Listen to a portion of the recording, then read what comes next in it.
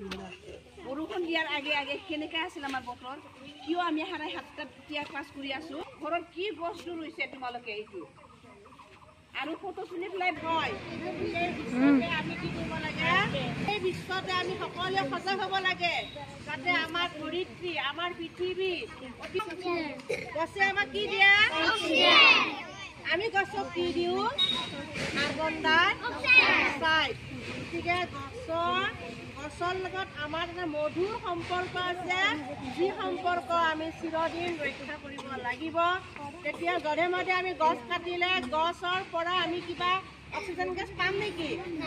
যদি আমি সব গছ কাটি দিওঁ তেতিয়া কি হ'ব আমাৰ অৱস্থা যদি আমি সকলো গছ কাটি দিয়া হয় আমাৰ কি হ'ব অৱস্থা মৰি যাম মহিয়া হাত চাপৰি দা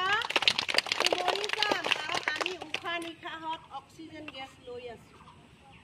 যদি গছ মৰি যায় অক্সিজেন ক'ৰ পৰা ল'ম ভাবাচোন কথাটো ভালদৰে ভাবি লোৱা যিটো পৰিৱেশ আমি কি কৰিব লাগে চাফ চিকুণকৈ ৰাখিব লাগে ধুনীয়াকৈ লিখা আছে আৰু এখন আছে আমাৰ ইকো ক্লাব আমাৰ ইকো ক্লাবৰ জৰিয়তে আমি